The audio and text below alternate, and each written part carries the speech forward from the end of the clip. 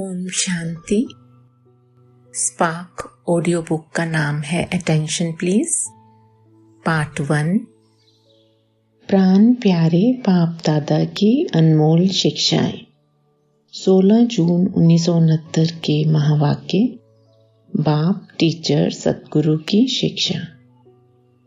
बाप के रूप में एक शिक्षा की सौगात याद रखना। क्या शिक्षा देते हैं कि सदैव बाप दादा और जो निमित्त बनी हुई बहनें हैं और जो भी दैवी परिवार है उन सबसे आज्ञाकारी वफादार बनकर के चलना है। यह है बाप के रूप में शिक्षा की सौगात। और फिर टीचर के रूप में कौन सी शिक्षा की सौगात देते हैं? शिक्षा को ग्रहण किया जाता है ना। जहाँ भी जाओ तो टीचर के रूप में एक तो ज्ञान ग्रहण, दूसरा गुण ग्राहक। यह शिक्षा हमेशा याद रखना। और गुरु के रूप में यह शिक्षा है सदैव एक मत होना है, एक रस और एक की ही याद में रहना है। 18 जून 1969 के महावाक्य। निमित्त नम्रता। सर्विस की सफलता का मुख्य गुण कौन सा है? नम्रता। जितनी नम्रता उतनी सफलता। नम्रता आती है निमित्त समझने से। निमित्त समझकर सर्विस करना। नम्रता के गुण से सब आपके आगे नमन करेंगे। जो खुद झुकता है उसके आगे सभी झुकते हैं। निमित्त समझकर कार्य करना है। जैसे पाप शरीर का आधार निमित्त मात्र लेते हैं, वैसे आप समझो कि निमित्त मात्र शरीर का आधार लिया है। एक तो शरीर को निमित्त मात्र समझना है और दूसरा सर्विस में अपने को निमित्त समझना। तब नम्रता आएगी। फिर देखो सफलता आपके आगे चलेगी। जैसे बाप दादा टेम्पररी देह में आते हैं, ऐसे देह को निमित्त आधार समझो। बाप दादा की देह में अटैचमेंट होती है क्या? आधार समझने से अधीन नहीं होंगे। अभी देह के अधीन होते हैं, फिर देह को अधीन करेंगे। 6 दिसंबर 1969 के महावाक्य। मधुबन।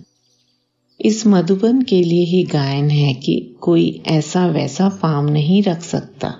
मधुबन है सौभाग्य की लकीर, उसके अंदर और कोई पाम नहीं रख सकता। आप सभी को बाप दादा समझाते हैं कि यह स्नेह की लकीर है।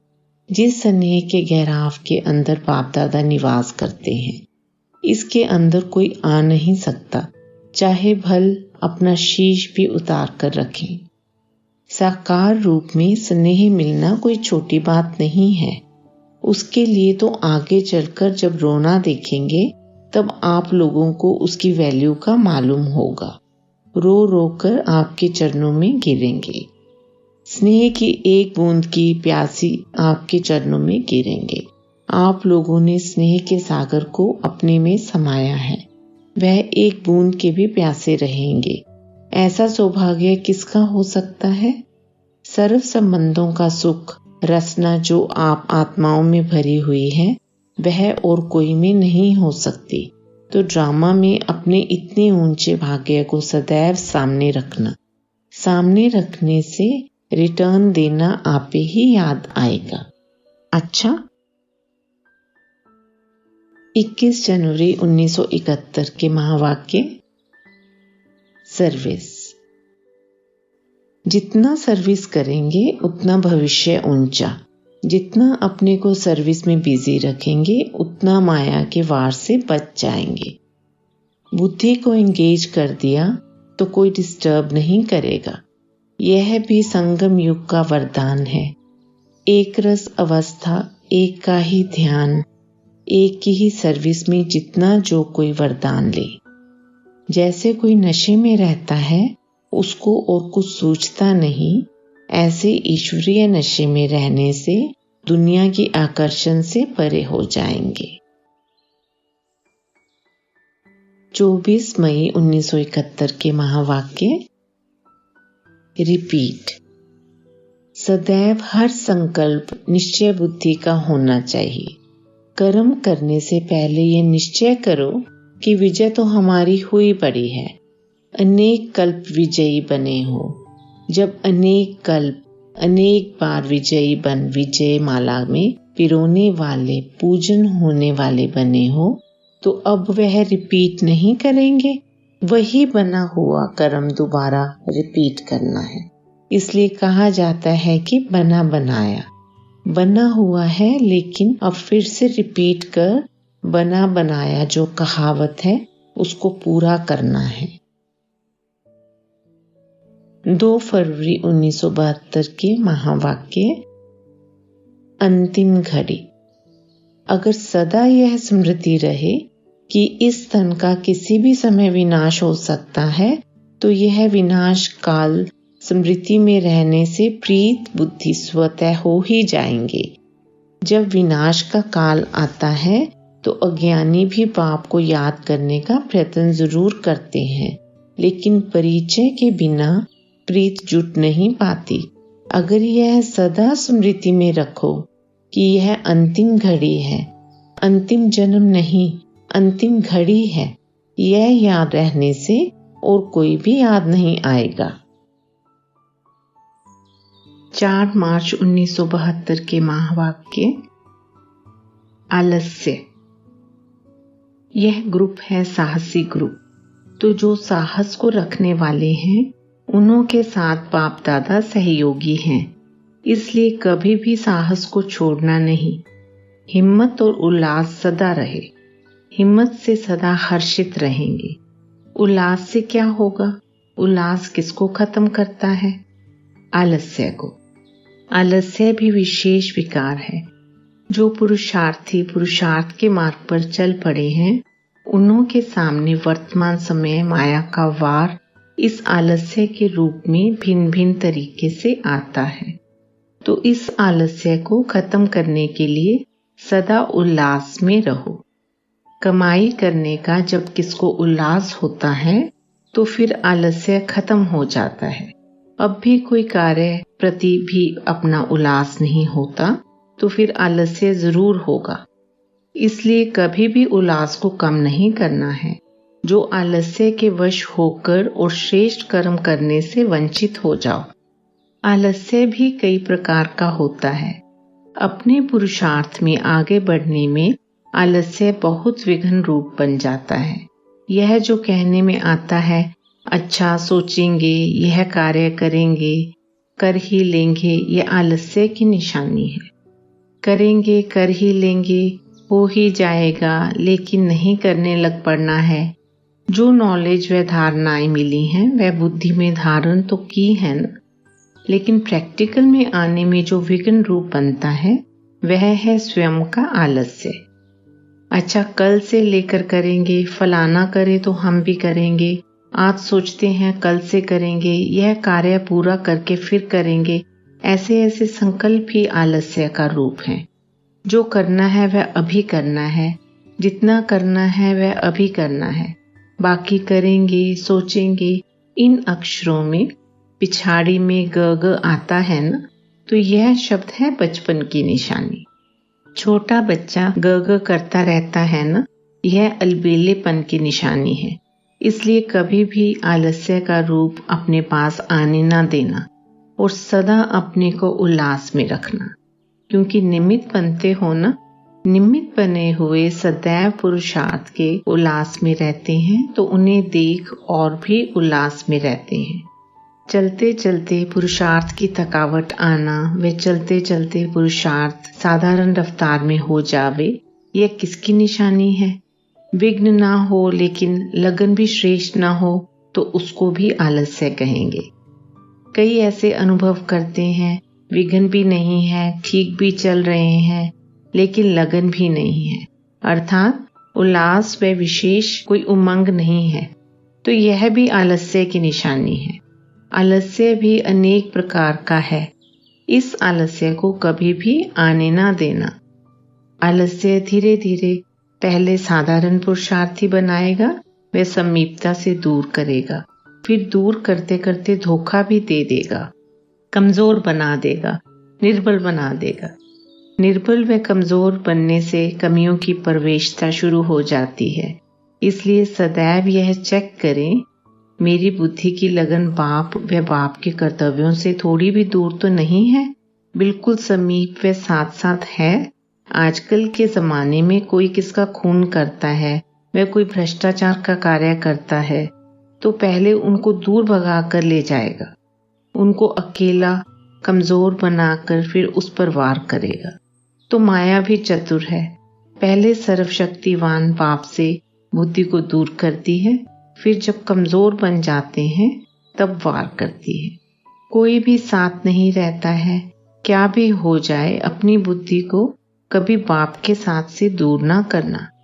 जब किसका वार होता है तो उनसे कैसे अपने को बचाने लिए चिल्लाते हैं, घमासान करते हैं, जिससे कोई दूर ना ले जा सके।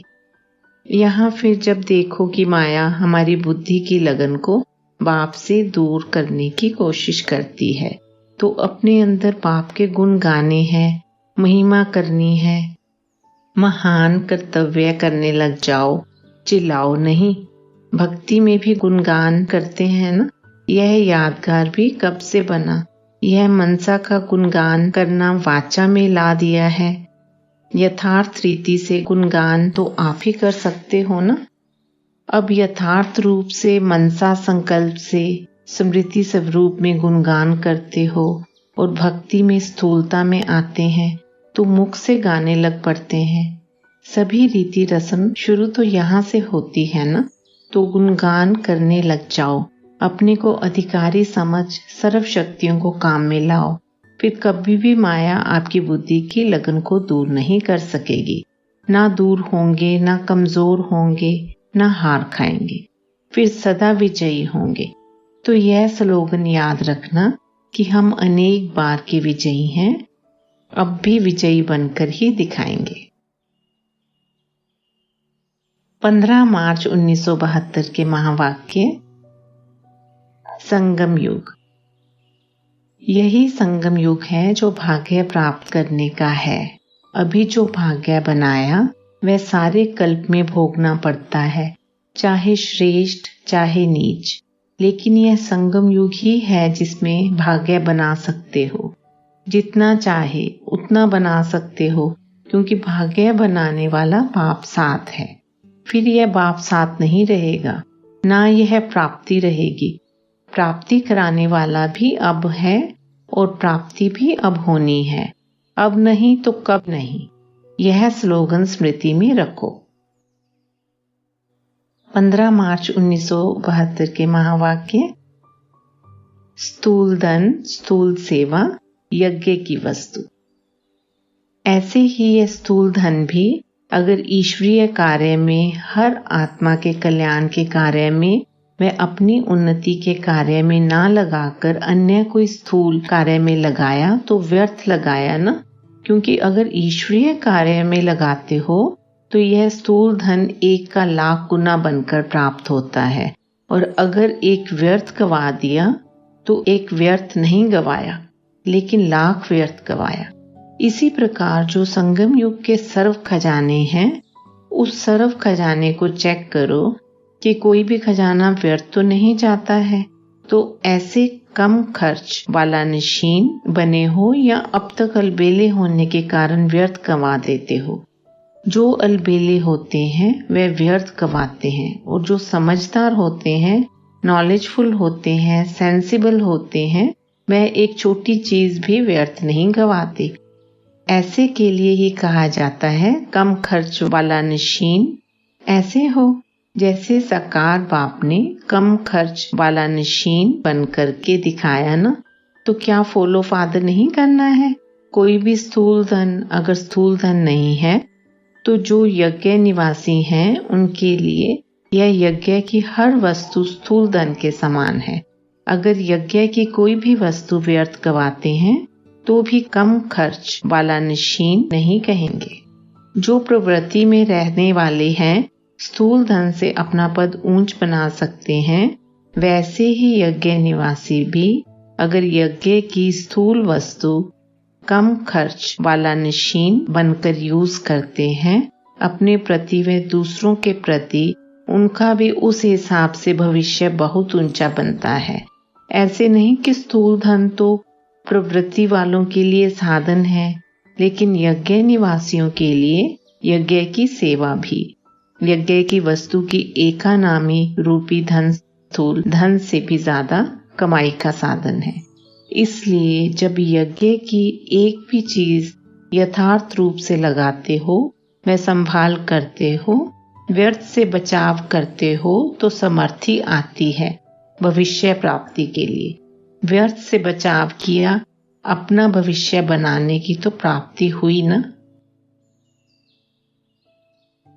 27 अप्रैल 1972 के महावाक्य। स्वयं के कर्मों में निश्चय। पुरुषार्थी को कभी भी यह समझना नहीं चाहिए कि मेरे पुरुषार्थ करने के बाद कोई असफलता भी हो सकती है। सदैव ऐसे ही समझना चाहिए कि पुरुषार्थ जो किया वह कभी भी व्यर्थ नहीं जा सकता। अगर सही प्रकार से पुरुषार्थ किया तो उसकी सफलता अब नहीं तो कब मिलनी जरूर है। 27 अप्रैल 1972 के महावाक्य। असफलता में सफलता समाई हुई है। तो जब भी अपने व्यक्तिगत पुरुषार्थ में व संगठन के संपर्क में व ईश्वरीय सेवा में तीनों प्रकार के पुरुषार्थ में बाहर का रूप असफलता का दिखाई भी दे, तो ऐसे ही समझना चाहिए कि यह असफलता नहीं लेकिन परिपक्वता का साधन है। जैसे सुनाया था कि तूफान को तूफान ना समझकर एक तोहफा समझना चाहिए। नैया में झोंके आते हैं लेकिन वह आगे बढ़ाने का एक साधन है। इसी प्रकार असफलता में सफलता समाई हुई है, यह समझकर आगे बढ़ना चाहिए। असफलता शब्द ही बुद्धि में नहीं आना चाहिए अगर पुरुषार्थ सही है। 24 जून 1972 के महावाक्य। मुरली का महत्व। रिवाइज कोर्स में भी वही सहज युक्ति बार बार रिवाइज हो रही है। रिवाइज कोर्स अटेंशन से सुनते हो, पढ़ते हो, ऐसे तो नहीं समझते हो जानी जाननहार हो गए। जानी जाननहार अपने को समझकर रिवाइज कोर्स को हल्का तो नहीं छोड़ देते हो। आज पेपर लेते हैं, ऐसा कौन है जो एक दिन भी रिवाइज कोर्स की मुरली मिस नहीं करते हैं। वह धारणा में अटेंशन नहीं देते हैं, वह हाथ उठावे। कहाँ आने जाने से मुरली मिस करते हो, वह पढ़ते हो, वह मिस हो जाती है। ऐसे तो नहीं समझते हो अब नॉलेज को जान ही चुके हैं। भल जान चुके हो लेकिन अभी बहुत कुछ जानने को रह गया है। जो अच्छी तरह से रिवाइज कोर्स को रिवाइज करते हैं वह स्वयं भी ऐसा अनुभव करते हैं। वह रिवाइज कोर्स करते भी पुराना लगता है, वह नया लगता है। नयों के लिए तो नई बातें होंगी, लेकिन जो पुराने हैं वह फिर से रिवाइज कोर्स से क्या अनुभव करते हैं, नया लगता है। क्योंकि ड्रामा अनुसार रिवाइज क्यों हुआ, यह भी ड्रामा की नोंद थी। रिवाइज क्यों कराया जाता है, अटेंशन कम हो जाता है, स्मृति कम होती है, तो बार बार रिवाइज कराया जाता है। तो यह भी रिवाइज इसलिए हो रहा है क्योंकि अभी प्रैक्टिकल में पावर नहीं भरी है, इसलिए पावरफुल बनाने के लिए फिर से यह कोर्स चल रहा है। 24 जून 1972 के महावाक्य। अमृत वेला। पहले जो बात पूछ रहे थे, सहज युक्ति कौन सी है जो रिवाइज कोर्स में भी बहुत रिवाइज हो रही है, वह है अमृत वेले अपने आप से और बाप से रूहान करना व अमृत वेले को महत्व देना। जैसा नाम कहते हो वैसे ही उस वेला को वरदान भी तो मिला हुआ है। कोई भी श्रेष्ठ कर्म करते हैं तो आज तक के यादगार में भी वेला को देखते हैं ना। यहाँ भी पुरुषार्थ के लिए, सहज प्राप्ति के लिए सबसे अच्छी वेला कौन सी है? अमृत वेला। अमृत वेले के समय अपनी आत्मा को अमृत से भरपूर कर देने से सारा दिन कर्म भी ऐसे होंगे। जैसे वेला श्रेष्ठ, अमृत श्रेष्ठ, वैसे ही हर कर्म और संकल्प भी सारा दिन श्रेष्ठ होगा। अगर इस श्रेष्ठ वेला को साधारण रीति से चलाते तो सारा दिन संकल्प और कर्म भी साधारण ही चलते हैं। तो ऐसे समझना चाहिए यह अमृत वेला सारे दिन के समय का फाउंडेशन वेला है। अगर फाउंडेशन कमजोर व साधारण डालेंगे तो ऊपर की बनावट भी ऑटोमेटिकली ऐसी होगी। इस कारण जैसे फाउंडेशन की तरफ सदैव अटेंशन दिया जाता है, वैसे सारे दिन का फाउंडेशन टाइम अमृत वेला है। उसका महत्व समझकर चलेंगे तो कर्म भी महत्व प्रमाण होंगे। इसको ब्रह्म मुहूर्त भी क्यों कहते हैं? ब्रह्मा मुहूर्त है वह ब्रह्म मुहूर्त है। ब्रह्मा मुहूर्त भी राइट है क्योंकि सभी ब्रह्मा समान नए दिन का आरंभ स्थापना करते हो, वह भी राइट है। लेकिन ब्रह्म मुहूर्त का अर्थ क्या है? उस समय का वायुमंडल ऐसा होता है जो आत्मा सहज ही ब्रह्म निवासी बनने का अनुभव कर सकती है। दूसरे समय में पुरुषार्थ करके आवाज से वायुमंडल से अपने को डिटैच करते हो या मेहनत से करते हो, लेकिन उस समय इस मेहनत की आवश्यकता नहीं होती। जैसे ब्रह्म घर शांति धाम है, वैसे ही अमृत वेले के समय में भी ऑटोमेटिकली साइलेंस रहती है। साइलेंस के कारण शांति स्वरूप की स्टेज व शांति धाम निवासी बनने की स्टेज को सहज ही धारण कर सकते हो। तो जो श्रीमत मिली हुई है इसको ब्रह्म मुहूर्त के समय स्मृति में लाएंगे तो ब्रह्म मुहूर्त व अमृत वेले के समय स्मृति भी सहज आएगी। देखो, पढ़ाई पढ़ने वाले भी पढ़ाई को स्मृति में रखने के लिए इसी टाइम पढ़ने की कोशिश करते हैं क्योंकि इसी समय सहज स्मृति रहती है। तो अपनी स्मृति को भी समर्थवान बनाना है व स्वतः स्मृति स्वरूप बनाना है तो अमृत वेले की मदद से व श्रीमत का पालन करने से सहज ही स्मृति को समर्थिवान बना सकते हो। जैसे समय की वैल्यू है इतनी इसी समय को वैल्यू देते हो व कब नहीं देते हो। वैल्यू का तराजू कब नीचे कब ऊपर जाता है, क्या होता है, यह बहुत सहज युक्ति है। सिर्फ इस युक्ति को इतनी वैल्यू देनी है। जैसे श्रीमत है उसी प्रमाण समय को पहचान कर और समय प्रमाण कर्तव्य किया तो बहुत सहज सर्व प्राप्ति कर सकते हो। फिर मेहनत से छूट जाएंगे। छूटना चाहते हो तो उसके लिए जो साधन है उसको अपनाते जाओ। 19 जुलाई 1972 के महावाक्य ब्राह्मण सर्वश्रेष्ठ।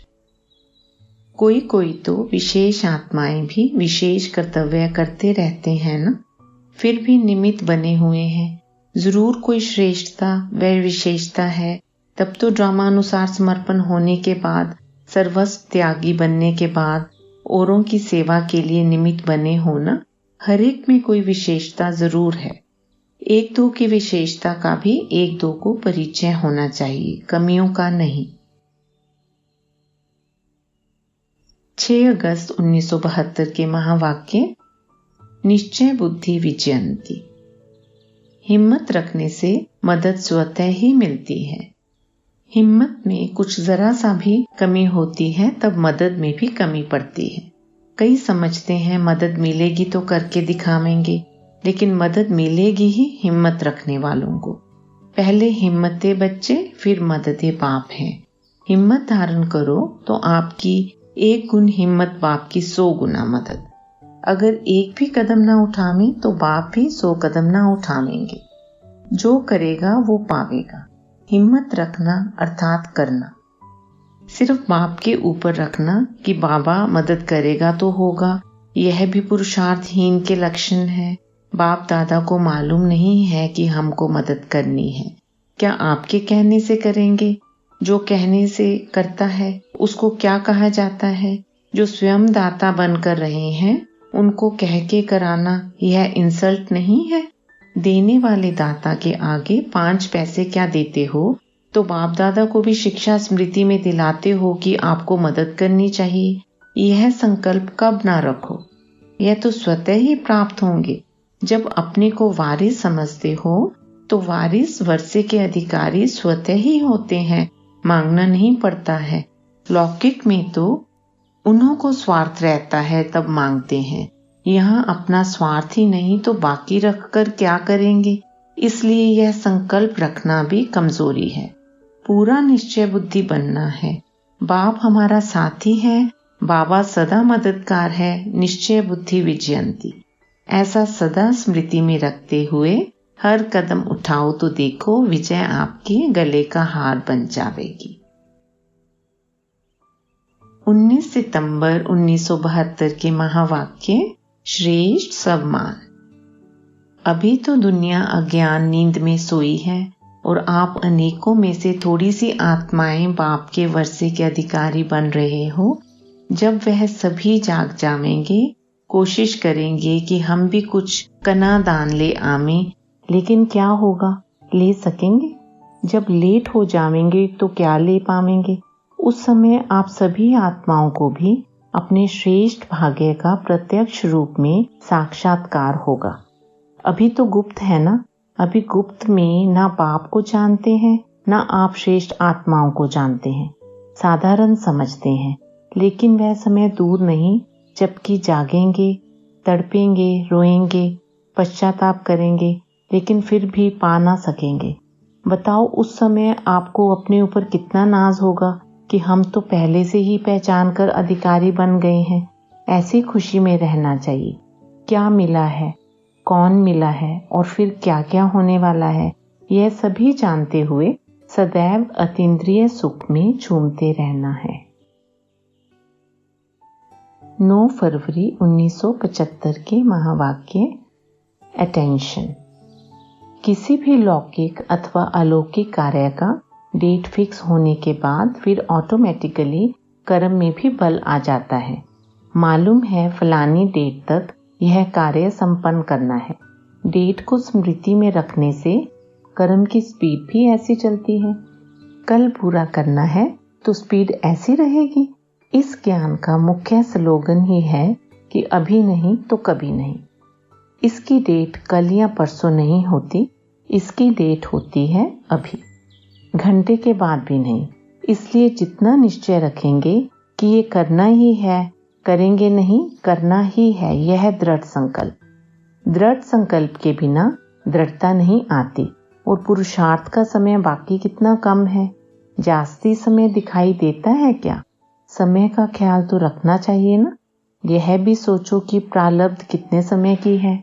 2 युग की प्रारब्ध है ना। इस पुरुषार्थ की प्रारब्ध का समय कितना कम रहा, यह स्मृति में होना चाहिए।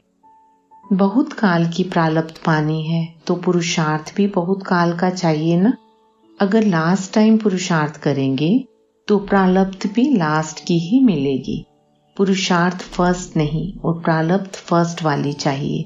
लास्ट में बचा कुचा मिलने से क्या होगा। जैसे प्राप्ति का लक्ष्य फर्स्ट का है, वैसे पुरुषार्थ भी ऐसा करो। कोई भी बात सामने आए उसको एक साइड और सीन समझो। जैसे रास्ते में अनेक प्रकार की साइड्स और सीन्स आती हैं, लेकिन जो मंजिल को पाने वाला होता है वह उसको देखता नहीं है। उसकी बुद्धि में मंजिल की प्राप्ति ही रहती है। तो यहाँ भी बुद्धि में मंजिल ही रखनी है, ना कि वह बातें। अगर छोटी सी बात को देखने में ही समय गवा देंगे तो मंजिल पर समय पर पहुंच नहीं सकेंगे। तो अब दृढ़ता लाने का समय है, नहीं तो कुछ समय के बाद इस समय को भी याद करना पड़ेगा कि समय पर जो करना था वह नहीं किया। 2 सितंबर 1975 के महावाक्य लास्ट पेपर। लास्ट ऑर्डर रूहानी मिलिट्री को कितने समय में मिलेगा? 1 सेकंड का ऑर्डर होगा। 1 घंटा पहले इतना नहीं होगी। तब तो 8 रतन निकलते हैं। डेट निश्चित बता करके पेपर नहीं लेंगे। अर्थात लास्ट डेट जो ड्रामा में निश्चित है वह निश्चित डेट और समय नहीं बतलाया जाएगा। यह तो एवरेज बताया जाता है। लेकिन लास्ट पेपर एक ही क्वेश्चन का और 1 ही सेकंड का होगा। इसलिए बच्चों को एवर रेडी बनना है। 27 अक्टूबर 1975 के महावाक्य सेवा करते अटेंशन।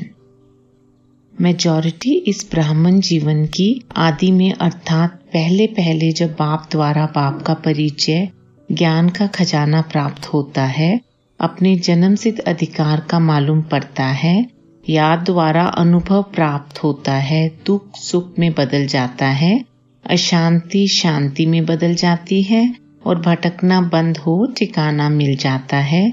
उस शुरू की स्थिति में बहुत अच्छे तीव्र उमंग उल्लास वाले, खुशी में झूमने वाले, सेवा में रात दिन एक करने वाले, संबंध और शरीर की सुध बुध भूले हुए ऐसे फर्स्ट क्लास सर्विसेबल, नॉलेजफुल और पावरफुल स्वयं को भी अनुभव करते हैं और अन्य ब्राह्मण भी उनको ऐसे ही अनुभव करते हैं।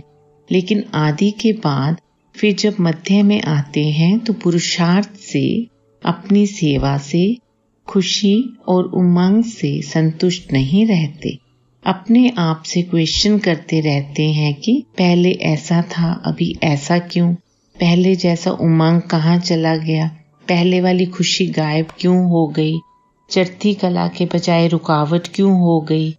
समय समीप आ रहा है, सेवा के साधन भी बहुत प्राप्त हो रहे हैं और फिर भी पहले जैसा अनुभव क्यों नहीं होता?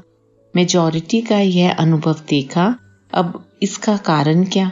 कारण यह है जब सेवा में और ब्राह्मण परिवार के संपर्क में व सेवा द्वारा जो प्रत्यक्ष फल प्राप्त होता है, उसमें चलते चलते कोई हद की पोजीशन में आ जाते हैं, कोई हम शरीक सर्विस साथियों का ऑपोजिशन करने में लग जाते हैं, कोई स्थूल सैल्वेशन लेने में लग जाते हैं, अर्थात सैल्वेशन के आधार पर सेवा और पुरुषार्थ करते हैं, कोई क्वेश्चन करने लग जाते हैं और फिर कोई दूसरे को कोटेशन उदाहरण देने लग पड़ते हैं, अर्थात दूसरे के दृष्टांत से अपना सिद्धांत बनाने लग जाते हैं। इन 5 में से कोई न कोई उल्टा मार्ग अपना लेते हैं। बाप ने कहा कि सदा तपस्वी बन करके अपने ईश्वरीय ब्राह्मणपन के सर्वस्व त्यागी की पोजीशन में स्थित रहो, लेकिन हद की पोजीशन की मैं सबसे ज्यादा सर्विसेबल हूँ, प्लानिंग बुद्धि हूँ, इन्वेंटर हूँ, धन का सहयोगी हूँ, दिन रात लगाने वाला हूँ, अर्थात हार्ड वर्कर हूँ या इंचार्ज हूँ, इस प्रकार के हद के नाम, मान और शान के उन उल्टे पोजीशन को पकड़ लेते हैं, अर्थात यथार्थ मंजिल से व्यर्थ मार्ग पर तीव्र गति से चल पड़ते हैं। बाप ने कहा सैल्वेशन आर्मी हो, अर्थात अन्य आत्माओं को सैल्वेशन देने प्रति हो, लेकिन हद की सैल्वेशन की यह साधन होगा तो सर्विस करेंगे। पहले साधन दो फिर सर्विस करेंगे। साधन भी सेवा अर्थ नहीं, लेकिन अपने सुख के अर्थ मांगते हैं। अगर यह किया जाए तो बहुत सर्विस कर सकता हूँ, एक्स्ट्रा स्नेह रिगार्ड दिया जाए, एक्स्ट्रा खातरी की जाए और विशेष नाम लिया जाए, ऐसे अनेक प्रकार के सैल्वेशन के आधार पर अपना पुरुषार्थ करने लग पड़ते हैं। इसलिए आधार गलत होने के कारण उन्हें अपनी उन्नति का अनुभव नहीं होता।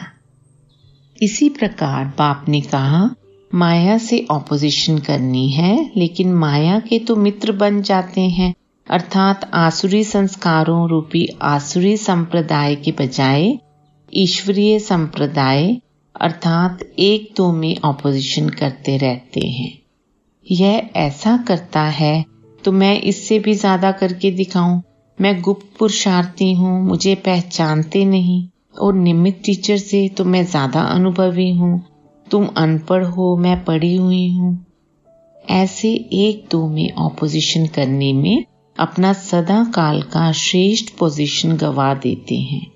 आपस में ऑपोजिशन के कारण माया से ऑपोजिशन करने में कमजोर बन जाते हैं, अर्थात विजयी नहीं बन सकते हैं।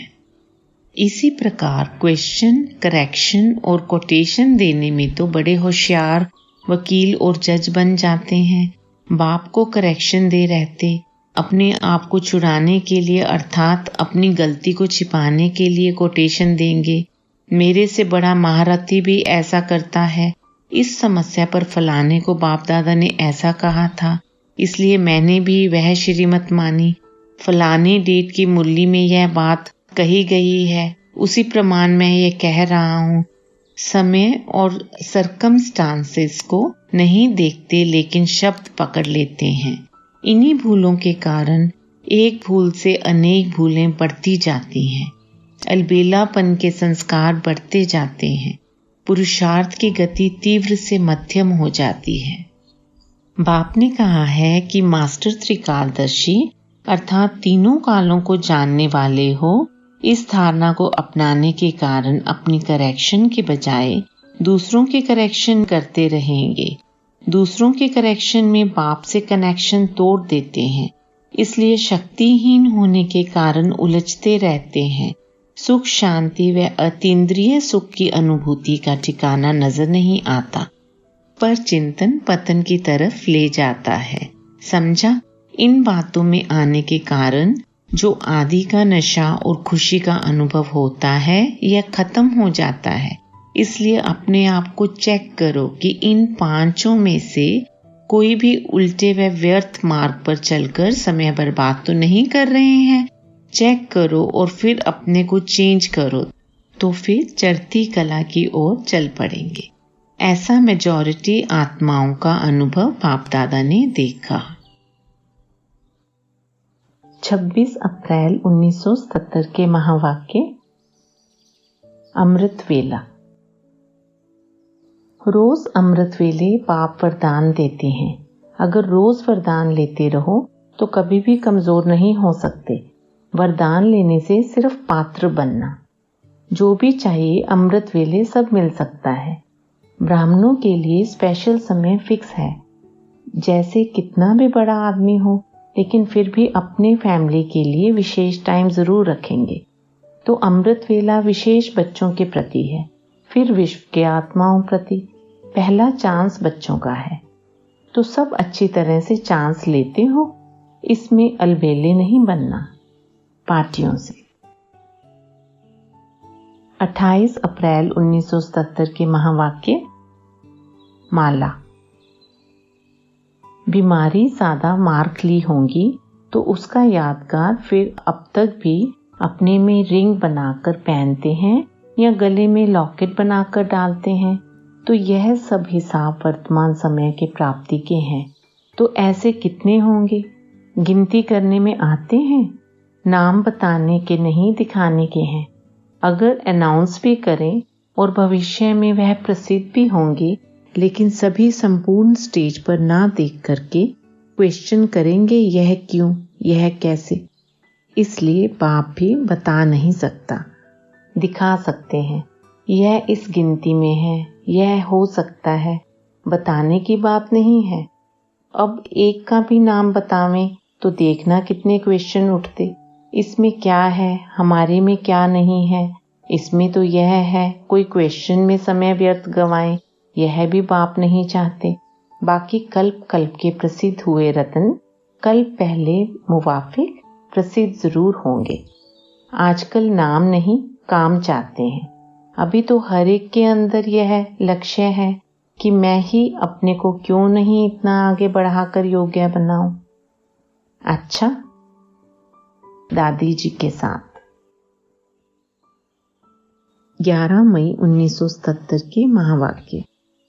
धर्मराजपुरी। इतने अभ्यासी हुए हो कि कुछ भी हो सहज ही शरीर से निकल जाएंगे।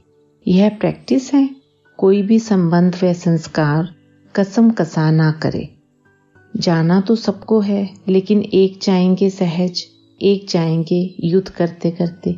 तो जाने के लिए तैयार हो, यह तो ठीक, लेकिन सहज जाएंगे यह तैयारी है। डायरेक्ट जाएंगे व वाया जाएंगे।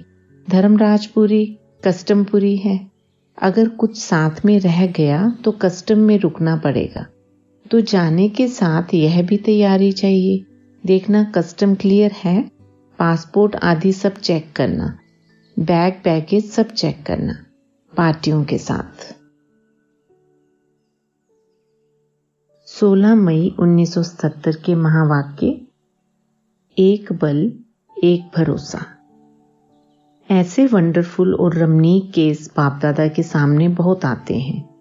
पॉइंट्स भी बड़ी अच्छी अच्छी होती हैं। इन्वेंशन भी बहुत नई नई करते हैं, क्योंकि बैकबोन माया होती है। जब बच्चे की ऐसी स्थिति देखते हैं तो रहम आता है। बाप सिखाते हैं और बच्चे छोटी सी गलती के कारण क्या करते रहते हैं। छोटी सी गलती है, श्रीमत में मनमत मिक्स करना। उसका आधार क्या है? अलबेलापन और आलस्य। अनेक प्रकार के माया के आकर्षण के पीछे आकर्षित होना। इसलिए जो पहला उमंग और उत्साह अनुभव करते हैं वह चलते चलते मायाजीत बनने की संपूर्ण शक्ति न होने के कारण कोई पुरुषार्थहीन हो जाते हैं। क्या करें, कब तक करें, यह तो पता ही नहीं था। ऐसे व्यर्थ संकल्पों के चक्कर में आ जाते हैं। लेकिन यह सब बातें साइड सीन अर्थात रास्ते के नज़ारे हैं, मंजिल नहीं है। इनको पार करना है, ना कि मंजिल समझकर यहाँ ही रुक जाना है। लेकिन कई बच्चे इसको ही अपनी ही मंजिल अर्थात मेरा पाठ ही यह है, वह तकदीर ही यह है, ऐसे रास्ते के नज़ारे को ही मंजिल समझ वास्तविक मंजिल से दूर हो जाते हैं। लेकिन ऊंची मंजिल पर पहुंचने से पहले आंधी तूफान लगते हैं। स्टीमर को उस पार जाने के लिए बीच में भंवर में क्रॉस करना ही पड़ता है। इसलिए जल्दी में घबराओ मत, थको मत, रुको मत। भगवान को साथी बनाओ तो हर मुश्किल सहज हो जाएगी। हिम्मतवान बनो तो मदद मिल ही जाएगी। सी फादर करो, फॉलो फादर करो तो सदा सहज उमंग उल्लास जीवन में अनुभव करेंगे। रास्ते चलते कोई व्यक्ति व वैभव को आधार नहीं बनाओ। जो आधार ही स्वयं विनाशी है, वह अविनाशी प्राप्ति क्या करा सकता। एक बल एक भरोसा, इस पाठ को सदा पक्का रखो तो बीच भंवर से सहज ही निकल जाएंगे और मंजिल को सदा समीप अनुभव करेंगे। 3 दिसंबर 1978 के महावाक्य। पाप और पुण्य की गहन गति। समय प्रमाण अब व्यर्थ की बातों को छोड़ समर्थी स्वरूप बनो। ऐसे विश्व सेवाधारी बनो। इतना बड़ा कार्य जिसके लिए निमित्त बने हुए हो, उसको स्मृति में रखो। इतने श्रेष्ठ कार्य के लिए आगे स्वयं के पुरुषार्थ में हलचल व स्वयं की कमजोरियां क्या अनुभव होती हैं। अपनी कमजोरियां इतने विशाल कार्य के आगे क्या अनुभव करते हो। अच्छी लगती हैं व स्वयं से ही शर्म आता है। चैलेंज और प्रैक्टिकल समान होना चाहिए, नहीं तो चैलेंज और प्रैक्टिकल में महान अंतर होने से सेवाधारी के बजाय क्या टाइटल मिल जाएगा। ऐसे करने वाली आत्माएं अनेक आत्माओं को वंचित करने के निमित्त बन जाती, पुण्य आत्मा के बजाय बोझ वाली आत्माएं बन जाती हैं। इस पाप और पुण्य की गहन गति को जानो।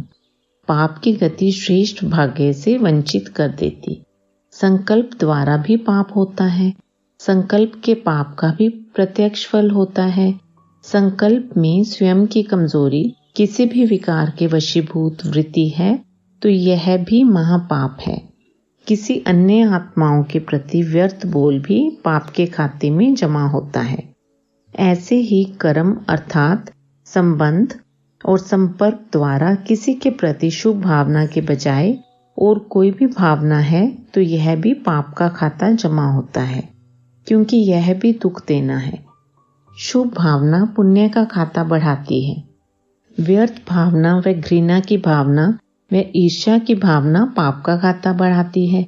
इसलिए बाप के बच्चे बने, वर्षे के अधिकारी बने अर्थात पुण्य आत्मा बने, यह निश्चय, यह नशा तो बहुत अच्छा, लेकिन नशा और ईर्ष्या मिक्स नहीं करना।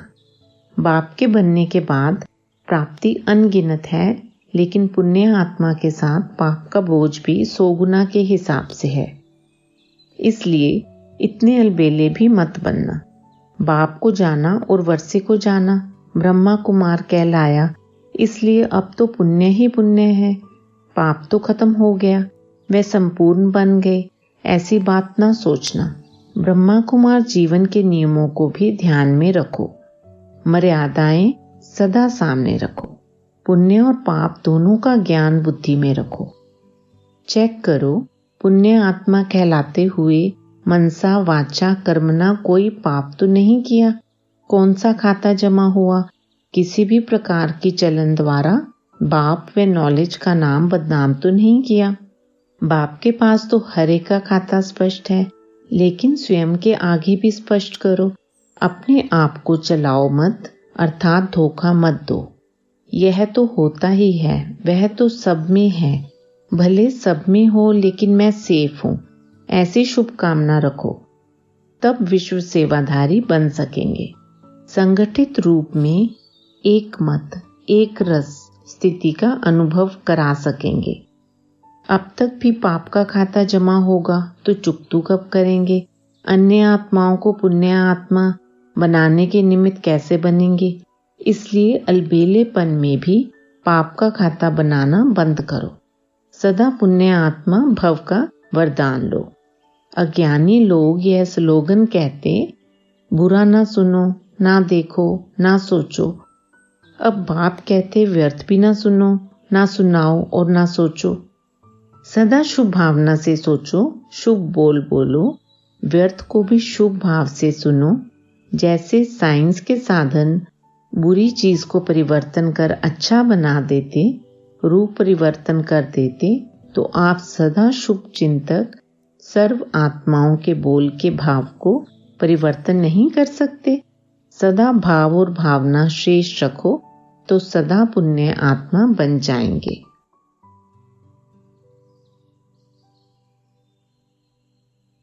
जनवरी 1979 के महावाक्य। नंबरवार बनने का कारण। मिले हुए वरदान को ना स्वयं प्राप्त किया, ना कराया तो इसको भी वेस्ट अर्थात व्यर्थ कहेंगे। इसी प्रकार संकल्प भी एक खजाना है, ज्ञान भी एक खजाना है। स्थूल धन भी ईश्वर अर्थ समर्पण करने से एक नया पैसा एक रत्न समान वैल्यू का हो जाता है। इन सब खजानों को स्वयं के प्रति व सेवा के प्रति कार्य में नहीं लगाते तो भी व्यर्थ कहेंगे। हर सेकंड स्व कल्याण व विश्व कल्याण के प्रति हो, ऐसे सर्व खजाने इसी प्रति ही बाप ने दिए हैं, इसी कार्य में लगाते हो। कई बच्चे कहते हैं, न अच्छा किया न बुरा किया तो किस खाते में गया। वैल्यू ना रखना इसको भी व्यर्थ कहेंगे। इस कारण पुरुषार्थ की रफ्तार तीव्र नहीं हो पाती, इसी के कारण नंबरवार बन जाते हैं। तो अब समझा नंबरवार बनने का कारण क्या हुआ। वेट और वेस्ट इन दोनों बातों को अब समाप्त करो तो फर्स्ट विजन में आ जाएंगे। नहीं तो जास्ती वेट वालों को फिर वेट भी करना पड़ेगा। फर्स्ट राज्य के बजाय सेकंड राज्य में आना पड़ेगा। वेट करना पसंद है व सीट लेना पसंद है। अब क्या करेंगे? डबल लाइट बन जाओ। 12 जनवरी 1979 के महावाक्य। रिपीट। सदा पाप और सेवा इसी लगन में मगन होंगे तो हर एक विघ्न विनाशक हो या लगन और विघ्न दोनों साथ साथ चलते हैं। विघ्नों के आने से रुकने वाले तो नहीं हो। हर कल्प विघ्न आए हैं और हर कल्प विघ्न विनाशक बने हो। जो हर कल्प के अनुभवी हैं उनको रिपीट करने में क्या मुश्किल। सदा यह स्मृति रहे कि हम कल्प कल्प के अनुभवी हैं। सदा यह स्मृति रहे कि हम कल्प कल्प के विजयी हैं। अनेक बार कर चुके हैं, अब सिर्फ रिपीट कर रहे हैं। तो सहज योगी होना चाहिए ना। क्या करें, कैसे करें? इन सब कंप्लेन से कंप्लीट आत्माओं की सब कंप्लेन खत्म हो जाती है। पार्टियों से। 18 जनवरी 1979 के महावाक्य। पेपर आना अर्थात क्लास आगे बढ़ना। सदा कल्प पहले माफिक अपने को अंगद के समान अचल समझते हो। अंगद के समान अचल अर्थात सदा निश्चय बुद्धि विजयंती। जरा भी हलचल में आए तो विजयी बन नहीं सकेंगे। माया के विघ्न यह तो ड्रामा में महावीर बनाने के लिए पेपर के रूप में आते हैं। बिना पेपर के कभी क्लास चेंज नहीं होता। पेपर आना अर्थात क्लास आगे बढ़ना। तो पेपर आने से खुश होना चाहिए, ना कि हलचल में आना है। माया से भी लेसन सीखो, वह कभी भी हलचल में नहीं आती, अटल रहती। यही लेसन माया से सीख मायाजीत बन जाओ। पार्टियों से 23 जनवरी 1989 के महावाक्य, बीमारी को बीमारी नहीं खेल समझो। संगम युग के अलौकिक जीवन की विशेषताओं को जानते हो ना। सदा स्वस्थ अर्थात सदा स्व में स्थित रहने से तन का कर्म भोग भी कर्म योग से सूली से कांटा हो जाता है। कर्म भोग को भी बेहद के ड्रामा के अंदर खेल समझकर खेलते हैं, तो तन का रोग योग में परिवर्तन हो गया। इसलिए सदा स्वस्थ हो, बीमारी को बीमारी नहीं समझते, लेकिन अनेक जन्मों का बोझ हल्का हो रहा है, हिसाब चुकतू हो रहा है, ऐसे समझने से सदा स्वस्थ समझते हो। साथ साथ मन की खुशी तो सदा प्राप्त है ही। मन मनाभव होना अर्थात खुशियों के खजाने से संपन्न होना। 25 जनवरी 1989 के महावाक्य, एक व्रता। पहली बात, बाप का रिगार्ड अर्थात सदा जो है वैसे स्वरूप से यथार्थ पहचान से बाप के साथ सर्व संबंधों की मर्यादाओं को निभाना। बाप के संबंध का रिगार्ड है फॉलो फादर करना। शिक्षक के संबंध का रिगार्ड है सदा पढ़ाई में रेगुलर और पंक्चुअल रहना, पढ़ाई के सर्व सब्जेक्ट में फुल अटेंशन देना। सतगुरु के संबंध में रिगार्ड रखना अर्थात सतगुरु की आज्ञा देह सहित देह के सर्व संबंध भूलकर देही स्वरूप अर्थात सतगुरु के समान निराकारी स्थिति में स्थित रहना। सदा वापस घर जाने के लिए एवर रेडी रहना। ऐसे ही साजन के संबंध का रिगार्ड अर्थात हर संकल्प और सेकंड में उसी एक की लगन में आशिक रहना। तुम्ही से खाऊं, तुम्ही से हर कार्य में सदा संग रहूं, इस वफादारी को निभाना। सखा व बंधु के संबंध का रिगार्ड अर्थात सदा सर्व बातों में साथीपन का अनुभव करना। ऐसे सर्व संबंधों का नाता निभाना ही रिगार्ड रखना है। रिगार्ड रखना अर्थात जैसे कहावत है, एक बाप दूसरा ना कोई। बाप ने कहा और बच्चे ने किया। कदम के ऊपर कदम रख चलना। मनमत व परमत बुद्धि द्वारा ऐसे समाप्त हो जाए जैसे कोई चीज होती ही नहीं। मनमत व परमत को संकल्प से टच करना स्वप्न मात्र भी ना हो अर्थात अविद्या हो। सिर्फ एक ही श्रीमत बुद्धि में हो। सुनो तो भी बाप से, बोलो तो भी बाप का, देखो तो भी बाप को, चलो तो भी बाप के साथ, सोचो तो भी बाप की बातें सोचो, करो तो भी बाप के सुनाए हुए श्रेष्ठ कर्म करो। इसको कहा जाता है बाप के रिगार्ड का रिकॉर्ड। 3 फरवरी 1989 के महावाक्य, विश्व कल्याणी बनने का सहज साधन। चलते चलते रहम के बदले 2 बातों में बदल जाते हैं। कोई रहम करने के बदले आत्माओं में वहम भाव पैदा कर देते हैं। यह कभी बदल नहीं सकते, यह है ही ऐसे। सब तो राजा बनने वाले नहीं हैं। इस प्रकार के अनेक वहम भाव रहम को खत्म कर देते हैं। दूसरी बात, रहम भाव के बदले अहम भाव, मैं ही सब कुछ हूँ, यह कुछ नहीं है, यह कुछ नहीं कर सकते, मैं सब कुछ कर सकता हूँ। इस प्रकार के अहम भाव अर्थात मैंपन का अभिमान रहम दिल बनने नहीं देता। यह दोनों बातें बेहद के विश्व कल्याणकारी बना नहीं सकती, इसलिए स्व कल्याण व स्वदेश कल्याण तक रह जाते हैं। विश्व कल्याणकारी बनने का सहज साधन जानते भी हो, लेकिन समय पर भूल जाते हो। कैसी भी अवगुणधारी आत्मा हो, कैसी भी पतित आत्मा व पुरुषार्थहीन आत्मा हो, दोनों में से कोई भी हो, अज्ञानी पतित आत्मा होगी और ब्राह्मण परिवार की पुरुषार्थहीन आत्मा होगी। दोनों आत्माओं के प्रति विश्व कल्याणकारी अर्थात बेहद की दाता आत्मा, विश्व परिवर्तन अधिकारी आत्मा सदा उन आत्माओं की बुराई व कमजोरियों को कल्याणकारी होने के नाते पहले क्षमा करेंगी। जैसे बेहद का बाप बच्चों को क्षमा करते हैं, किस बात पर? बच्चों की बुराई व कमजोरियों को दिल में ना समाये क्षमा करते हैं, पूज्य देवता भक्तों पर क्षमा करते हैं। तो विश्व कल्याणकारी मास्टर रचता भी है, विश्व अधिकारी भी है, अर्थात छोटों के आगे बड़ा राजा के समान है, बाप के समान है, पूज्य आत्मा है। इन तीनों संबंध के आधार से बुराई व कमजोरी दिल पर ना रख क्षमा करेंगे। उसके बाद ऐसी आत्मा के कल्याण प्रति सदा हर आत्मा के वास्तविक स्वरूप और गुण को सामने रखते हुए महिमा करेंगे, अर्थात उस आत्मा को अपनी महानता की स्मृति दिलाएंगे। किसके बच्चे हो, किस कुल के हो, संगम युग की विशेषता व वरदान क्या है? बाप का कर्तव्य असंभव को भी संभव करने का है। तुम आत्मा आदिकाल की राजवंशी हो, अब ब्रह्मावंशी हो, मास्टर सर्वशक्तिवान हो।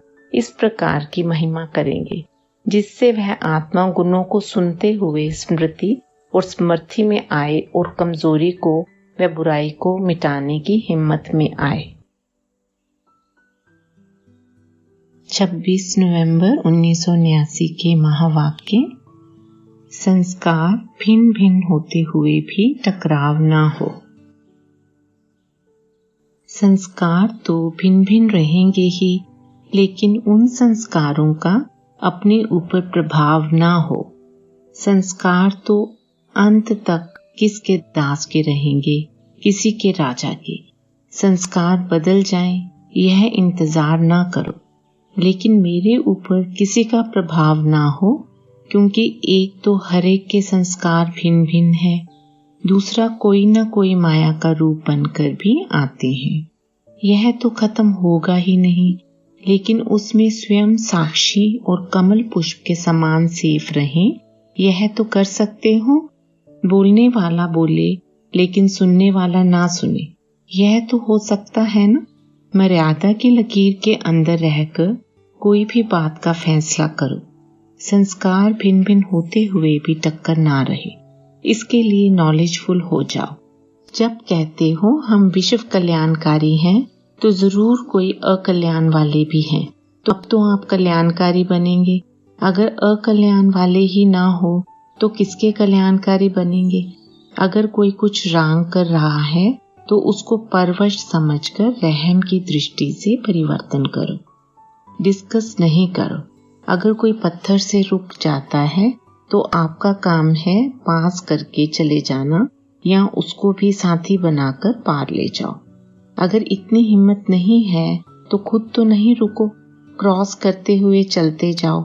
यह अटेंशन चाहिए। अगर देखना पड़ता है तो विशेषता देखो, छोड़ना है तो कमियों को छोड़ो। संपर्क में आना पड़ता है, देखना पड़ता है तो विशेषता ही दिखाई दे, नहीं तो पाप को देखो। हर एक यही संकल्प ले कि हमें शांति की, शक्ति की किरणें फैलानी है, तपस्वी मूर्त बनकर रहना है।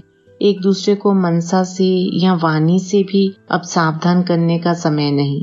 अब मनसा शुभ भावना से एक दूसरे के सहयोगी बनकर आगे बढ़ो और बढ़ाओ।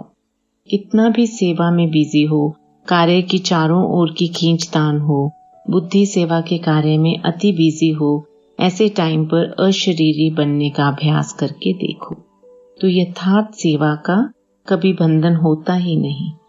क्योंकि योग युक्त, युक्ति युक्त सेवाधारी सदा सेवा करते भी उपराम रहते हैं। ऐसे नहीं कि सेवा ज्यादा है इसलिए अशरीरी नहीं बन सकते। याद रखो, मेरी सेवा नहीं बाप ने दी है तो निर्बंधन रहेंगे। ट्रस्टी हूँ, बंधन मुक्त हूँ, ऐसी प्रैक्टिस करो। अति के समय अंत की स्टेज कर्मातीत अवस्था का अभ्यास करो, तब कहेंगे तेरे को मेरे में नहीं लाया है। अमानत में खयानत नहीं की है, समझा। अभी का अभ्यास क्या करना है? जैसे बीच बीच में संकल्पों की ट्रैफिक का कंट्रोल करते हो, वैसे अति के समय अंत की स्टेज का अनुभव करो, तब अंत के समय पास विद ऑनर बन सकेंगे।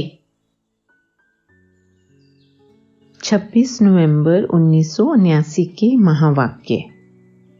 निरंतर योगी, सहज योगी, उसमें रेगुलर और पंक्चुअल बनो।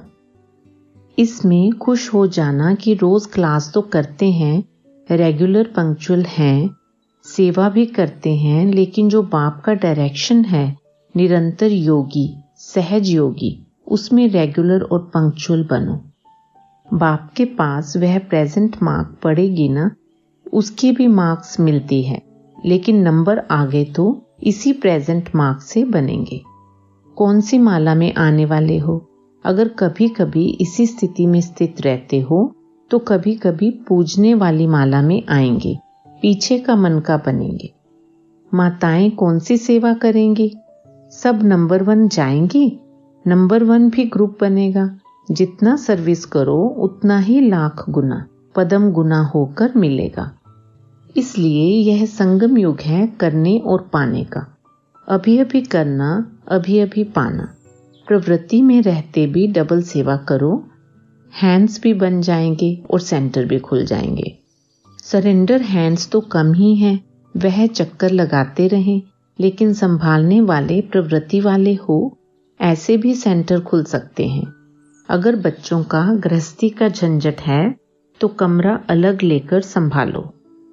अगर बच्चों आदि की खिटखिट नहीं है, कोई विघ्न रूप नहीं है, तो घर में भी सेंटर संभालो पार्टियों से। ओम शांति।